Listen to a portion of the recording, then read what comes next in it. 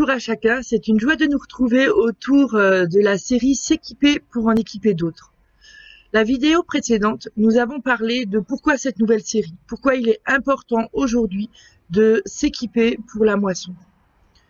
Aujourd'hui, dans notre vidéo, nous allons aborder c'est quoi un disciple. Alors, ça va pas être un enseignement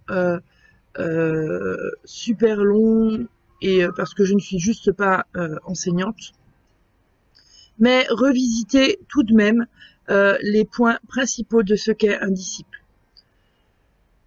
Déjà, dans le dictionnaire, que nous dit le dictionnaire sur un disciple? C'est un étudiant, un élève qui apprend, qui est enseigné pour grandir en connaissance, en savoir et en mise en pratique, jusqu'à ce que cela devienne une habitude. Donc nous voyons bien que même dans le dictionnaire, il y a ce parallèle entre la tête, la connaissance, le savoir et la mise en pratique. Un disciple a un maître, un modèle. Et en tant que chrétien, notre maître, c'est Jésus-Christ. Notre modèle suprême est Jésus-Christ. Alors avant de continuer, j'aimerais faire un petit travail avec vous. Nous allons prendre quelques minutes et prendre une feuille de papier, un stylo, pour répondre à 3 questions. Pour vous, qu'est-ce qu'un disciple selon Jésus? Quelles sont les caractéristiques du disciple? Et enfin la 3e, dans quel domaine doit-il grandir? Et nous nous retrouvons tout de suite après que vous ayez répondu.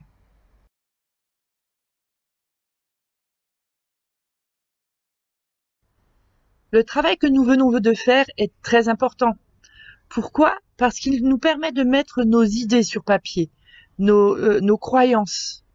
Et cela nous permet de voir là où on en est, là où on a besoin d'approfondir au niveau de la pratique, au niveau peut-être des connaissances, et là où nous croyons en des mensonges, etc. Ça nous donne la possibilité de nous réaligner. Mais pas sans partir de là où nous, on en est. Alors, commençons cet enseignement. Jean-Baptiste, le cousin de Jésus, prêchait la venue du royaume des cieux. Dans Matthieu 3, nous le voyons. Et Jésus déclare en Matthieu 6 que la venue du royaume s'est approchée. Là, il y a eu un tournant entre les deux. Si nous lisons cette partie des évangiles, nous pouvons voir que Jésus est venu voir Jean-Baptiste pour se faire baptiser. Et Jean-Baptiste a de suite reconnu l'autorité de Jésus. Et il a pu aussi voir l'attestation que Jésus a eue, ainsi que la foule d'ailleurs, l'attestation que Jésus a eue de Dieu le Père en recevant le Saint-Esprit. Jésus déclare que la venue du royaume s'est approchée. Pourquoi? Parce que lui, il sait qu'il est le roi de ce royaume, qu'il est venu sur terre pour nous ouvrir ce chemin nouveau, pour que chacun puisse entrer dans ce royaume et avoir droit au même héritage que lui, parce que nous sommes les enfants de Dieu. Et en étant rentrés dans le royaume de Dieu, nous avons accepté l'amour du Père et l'esprit d'adoption du Père. Et en cela, nous avons le même héritage, parce que nous sommes enfants de Dieu. Et nous pouvons lire ça dans Romains 8, verset 17. Jésus, quand il commence son ministère, il commence par choisir ses compagnons de route, les disciples, qu'il appellera plus tard. Il va en choisir 12. Alors, 12, pourquoi? Simplement parce que ça parlait aussi au peuple juif, parce que eux avaient 12 tribus. Ce chiffre a une importance pour le peuple juif. Et Jésus, au départ, parlait surtout à la foule, mais très souvent à des juifs. Et ces 12 hommes étaient de milieux sociaux différents. Ils étaient d'âge différents, de caractères différents. Ça devait être une drôle d'équipe d'ailleurs. La gestion d'équipe et l'apprentissage de la communauté, du savoir-vivre ensemble ne devait pas être simple pour Jésus. Il devait avoir beaucoup de caractère, je pense. Donc Jésus va leur parler du royaume de Dieu, de ce royaume qui est invisible. Il va leur montrer comment entrer dans ce royaume et comment le manifester. Jésus dit dans Jean 14, verset 6, « Je suis le chemin, la vérité et la vie. Nul ne vient au Père que par moi. » Il n'y a aucune autre possibilité d'entrer dans ce royaume, même de le trouver, ce royaume, si ce n'est en marchant sur ce chemin. Marcher sur le chemin, c'est suivre la direction, c'est chercher la direction. Et beaucoup de gens sont en recherche actuellement, sont en chemin, peut-être même toi qui regardes la vidéo. Mais une fois que nous sommes entrés dans le royaume de Dieu, nous continuons à marcher sur ce chemin, nous continuons à suivre la direction de Christ. Pourquoi? Parce qu'il est notre modèle. Lui-même est le vivant de l'éternité, qui vit les préceptes du royaume, qui vit les valeurs du royaume. Et c'est notre modèle et nous devons le suivre. Nous devons suivre sa direction, nous devons marcher sur ce chemin en apprenant à côté de lui. Puis il va dire aussi, je suis la porte. Si quelqu'un entre par moi, il sera sauvé, il entrera et il sortira, il trouvera des pâturages. Personne ne peut entrer dans ce royaume pur et sans péché, sans passer par cette porte qui nous purifie. Cela me fait penser un petit peu à ce sas dans la piscine, où après avoir pris notre douche et nous être lavés, nous passons encore par ce sas où nous avons un pédiluve et souvent une petite douchette qui nous prépare à l'entrée dans la piscine. Et bien là, c'est un peu la même chose, seulement la douchette, c'est le sang de Jésus qui nous purifie.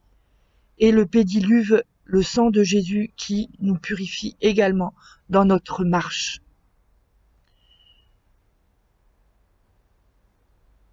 La porte parle du sacrifice de Jésus, parle de la croix, parle d'un endroit où nous pouvons tout laisser. Nous pouvons nous laisser nous laver par Jésus-Christ, par son sang. La croix, c'est cet endroit où nous pouvons recevoir sa grâce.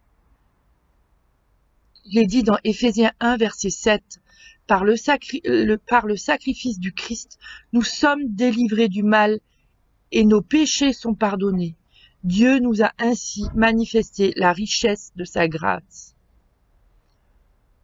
Alors pensons même nous, chrétiens, nous, disciples de Jésus-Christ, disciples de ce royaume, habitants de ce royaume, pensons à passer régulièrement par ce sas où nous sommes lavés, où nous sommes purifiés, délivrés du mal qui peut encore nous accrocher, et recevons sa grâce. La porte d'entrée, comme nous l'avons vu, Jésus, c'est cette nouvelle naissance. On le voit, je crois que c'est dans Jean 3 avec Nicodème. Et pour vivre cette nouvelle naissance, cela ne s'improvise pas. C'est une rencontre avec le Christ. C'est lui qui nous fait comprendre dans notre cœur et pas juste par nos pensées que Jésus est le Fils de Dieu, qu'il est mort et qu'il est ressuscité pour que nous puissions être réconciliés avec Dieu, Père, Fils et Saint-Esprit. Alors nous le cherchons et notre cœur s'ouvre et Jésus vient à notre rencontre. Et c'est comme ça que chacun d'entre nous, nous avons expérimenté cette nouvelle naissance, cette expérience de l'amour du Père, du Fils et du Saint-Esprit. Puis Jésus va montrer aux disciples comment vivre cette dimension nouvelle du royaume qui est invisible aux yeux humains, mais très visible à ceux qui sont entrés par cette porte pour entrer dans le royaume de Dieu. Et ceux qui empruntent le chemin vivront le royaume de Dieu. Je nous encourage à relire les évangiles dans cette perspective de chercher ce que Jésus enseigne à ses disciples concernant la vie, l'entrée du royaume de Dieu. Je le relèverai également dans Matthieu 5, le fait que Jésus nous parle de qui sur terre est susceptible d'entrer dans le royaume. Nous connaissons ce passage intitulé aussi les béatitudes. Heureux ceux qui se savent pauvres en eux-mêmes, car le royaume des cieux est à eux. Heureux ceux qui pleurent, car Dieu les consolera. Heureux ceux qui sont doux, car ils recevront la terre que Dieu a promise. Heureux ceux qui ont faim et soif de vivre comme Dieu le demande, car Dieu exaucera leurs désirs. Heureux ceux qui ont de la compassion pour autrui, car Dieu aura de la compassion pour eux, etc., etc. Relisons encore ce passage et prenons du temps à méditer ces versets, car ils nous montrent en fait qui sont les habitants de ce royaume. Puis nous voyons dans Matthieu 6, Jésus qui nous parle de comment est le royaume. Il enseigne à ses disciples comment s'adresser au Père par la prière. Il dit « Dites notre Père qui êtes aux cieux ». Il nous parle aussi de l'inquiétude et il dit que l'inquiétude ne fait pas partie du royaume. Et pourquoi? Parce que Dieu pourvoit, le Père pourvoit à tous nos besoins. Les disciples vont apprendre de Jésus dans l'intimité. Ils voient comment Jésus relationne avec le Père. Ils voient le style de vie dans les profondeurs, c'est-à-dire dans les temps où Jésus est en joie, mais aussi dans les temps où Jésus est en grande tristesse, en grand questionnement, en grand désespoir. Et Jésus va aussi apprendre aux disciples à faire avec lui. Par exemple, la multiplication des pains, certaines guérisons, comment parler à la tempête.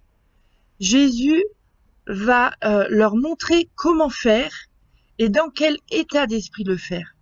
Il va les rendre participatifs. Il fait avec.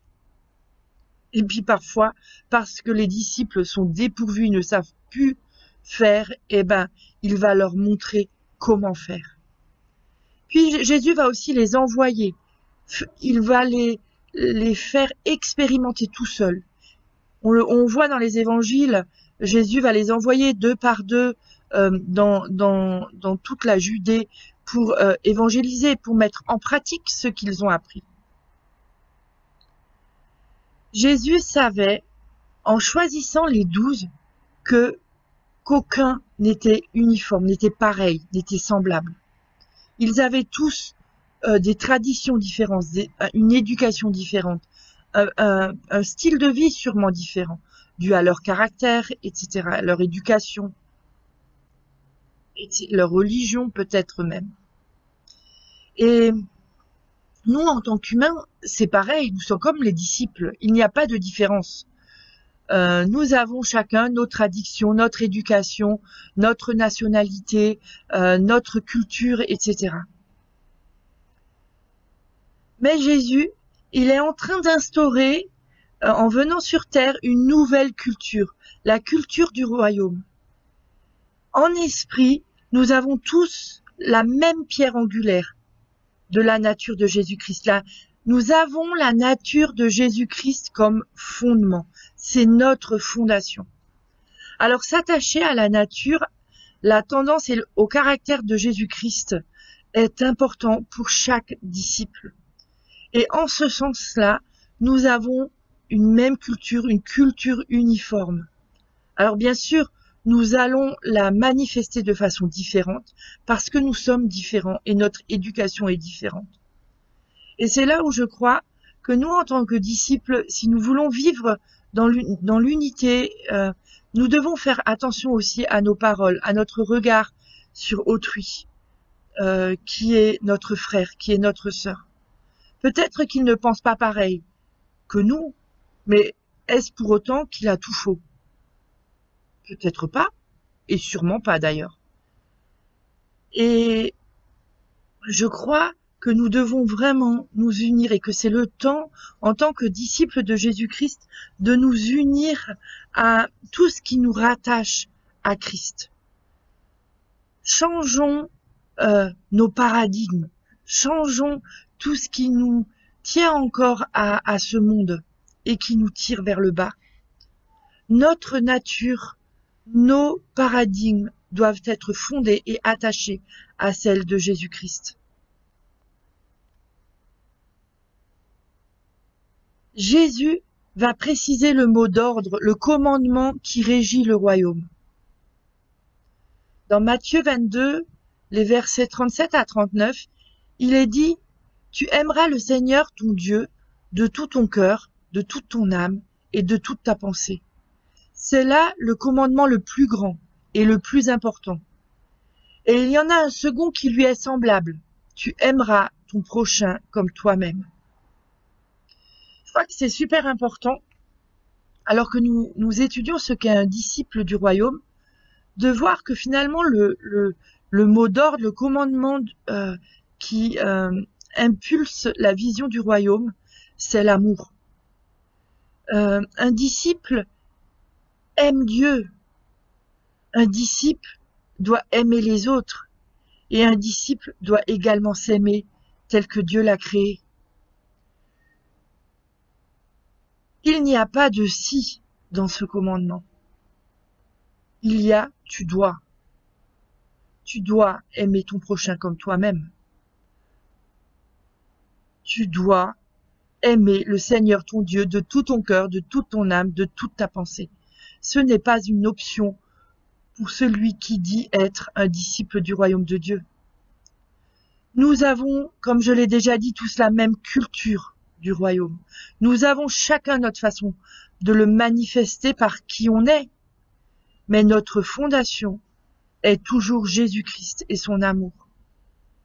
Et si nous n'avons pas ça, alors oui, nous avons une réelle différence. Mais si nous avons cette même fondation, qui est Jésus-Christ et son amour, alors nous devons nous retrouver au moins autour de ça et autour de lui. D'ailleurs, Jésus dira dans Jean 13, « Je vous donne un commandement nouveau, aimez-vous les uns les autres. Oui, comme je vous ai aimé, aimez-vous les uns les autres. À ceux-ci, tous reconnaîtront que vous êtes mes disciples, à l'amour que vous aurez les uns pour les autres. » Jésus ne dit pas que c'est par nos différences que nous allons être reconnus disciples ou que les autres verront que nous sommes les disciples de Jésus-Christ. C'est par l'amour. Et dans Jean 13, je vous invite à le relire, il nous bassine Jésus en nous disant « Aimez-vous les uns les autres ». Donc, c'est vraiment quelque chose de crucial. C'est la valeur première du royaume de Dieu. Alors, s'aimer dans nos différences est tout un challenge et un apprentissage pour le disciple. Jésus appelle ses disciples aussi à grandir dans tous les domaines. Le domaine spirituel, le domaine physique, le domaine social, le domaine émotionnel. Vous pouvez lire dans Luc 2, verset 52, par exemple, et 10, verset 27, que Jésus grandissait en sagesse, en stature, mais aussi dans sa relation avec Dieu et avec les autres. Si Jésus avait besoin de grandir dans ces domaines-là, à plus forte raison, nous, disciples, nous avons besoin de trouver notre équilibre dans chacun de ces domaines. On voit que quelqu'un est citoyen de quelque part par la transformation de sa manière de vivre, tant au niveau aussi du caractère, des habitudes de vie, de ses valeurs, de sa façon même de s'exprimer. Tout ça va changer. Si je suis transformé par Dieu, alors la transformation de mon environnement va aussi se faire, parce que les gens vont se poser des questions. Si le peuple de Dieu continue à se laisser transformer et à vivre et à suivre Jésus comme disciple, en répondant à son appel, alors nous verrons les gens changer et nous verrons aussi notre nation changer, et ça j'en suis convaincue. Alors laissons-nous transformer par Dieu dans ces différents domaines de nos vies. Jésus va nous laisser aussi un ordre de mission pour chaque personne qui décide de le suivre. Et vous allez voir, Jésus ne dit pas « vous, évangélistes, allez », mais il parle bien à tous ceux qui ont décidé de le suivre.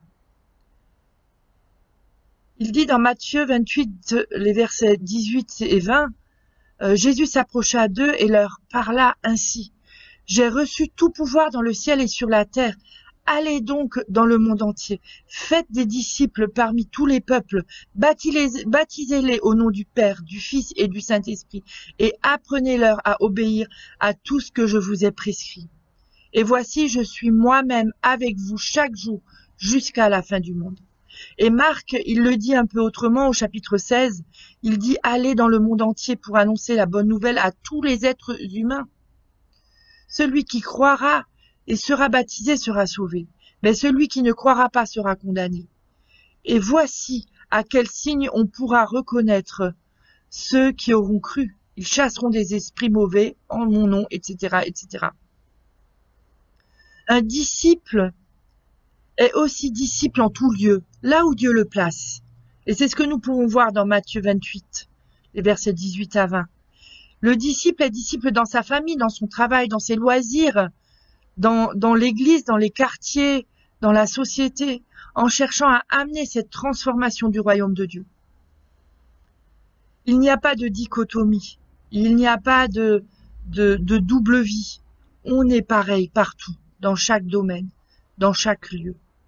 Être disciple, c'est aussi être disciple par les actes, par les paroles et les signes.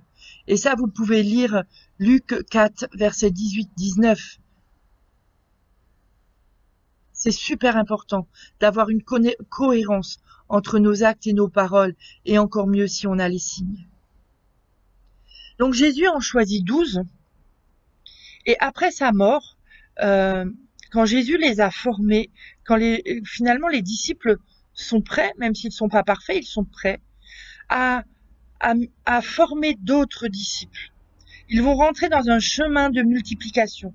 Pourquoi? Parce que les disciples vont amener d'autres personnes dans le royaume de Dieu, à cette connaissance du royaume. Ils vont en faire des disciples qui en feront d'autres. Et là, il y a un mouvement de multiplication.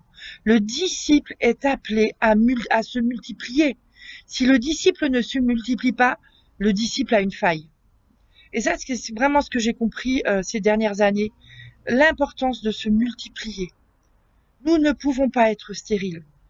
Nous devons être fertiles aussi dans notre façon de transmettre et d'impulser les nouveaux disciples, pas à vivre comme nous dans notre appel, mais les impulser dans ce que Dieu les appelle à vivre et dans leur appel.